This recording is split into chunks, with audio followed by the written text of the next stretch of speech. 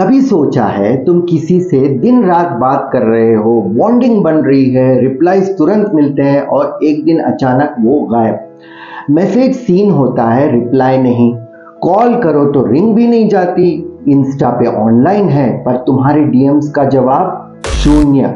जब कोई बिना बताए गायब हो जाता है, इसको कहते हैं गोस्टिंग। लोग रिश्ता शुरू तो करते हैं पर खत्म करने की हिम्मत नहीं होती तो भाग जाते हैं, और ये दिल तोड़ने का सबसे बुज़दिल तरीका है।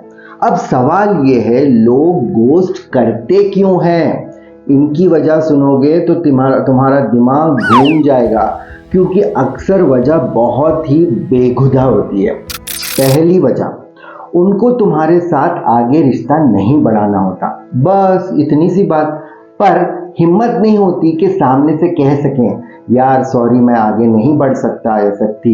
इनको लगता है चुप रहने से बहादुर बन जाएंगे। अरे ये बहादुरी नहीं, कायरता है। दूसरी वजह, बाय बोलने में, समझाने में या सामने वाले का रिएक्शन झेलने में डर लगता है। चुप रहना सेफ लगता है, कोई सफाई नहीं देनी पड़ती, कोई टकराव नहीं, बस पतली गली से चुपके से निकल जाओ। तीसरी वजह, ऐसे लोग अपनी जिम्मेदारी नहीं लेना चाहते।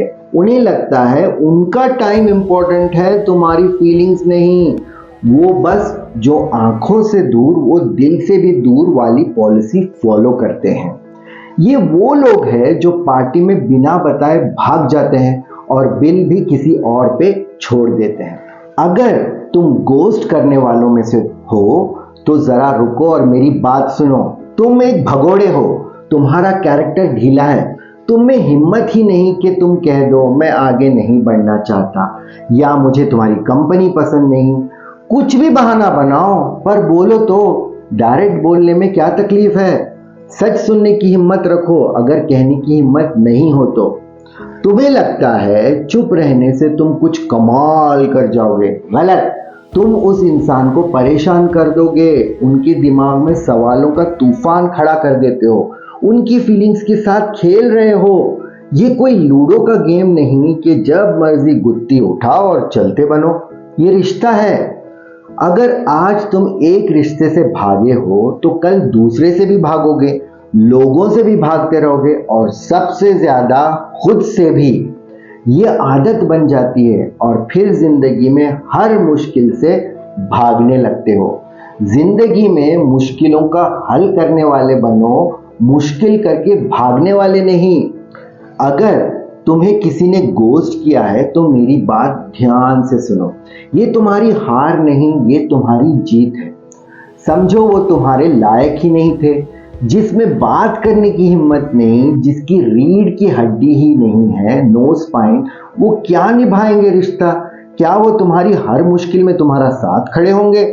पहले बुरा लगेगा, दर्द होगा, दिल टूटेगा, मगर ये दर्द टेम्पररी है। खुद से पूछो, क्या वाकई तुम ऐसे इंसान के साथ रहना चाहते थे जो मुश्किल आने पर गायब हो जाए, जो सामने से बात भी न कर सके? शुक्र मनाओ तुम बच गए। तुम एक ऐसे रिश्ते से निकल गए हो जो शुरू होने से पहले ही टूटने वाला था। ये तो ऐसे है जैसे तुम्हारे सामने खाली बस आई और तुम उसमें बैठे ही नहीं। बच गए, वरना पता नहीं कहाँ जाके रुकती। ये तुम्हारी कहानी का द एंड नहीं है, ये तुम्हारी सेल्फ रिस्पेक्ट की शुरुआत है। अब तुम्हें पता है तुम क्या डिजर्व करते हो। तुम ऐसे रिश्ते में नहीं पड़ोगे जहां तुम्हारी कदर ना हो। आगे बढ़ो, सीखो और बेहतर लोगों को अपनी जिंदगी में आने दो। तुम अकेले नहीं हो और तुम इससे निकल सकते हो। अपना दिल और दिमाग खोलो नए लोगों के लिए जो सच में तुम्हारी कदर करेंगे। तो याद रखना, गोस्टिंग एक डरपोक तरीका है। कायर मत बनो, अपनी लाइफ के हीरो बनो। कमेंट करो, क्या तुम्हारे साथ भी गोस्टिंग हुई है और तुमने इसे कैसे हैंडल किया? फारूक के साथ love loves. Subscribe, like, share अगर ऐसे और वीडियोस देखने हो तो।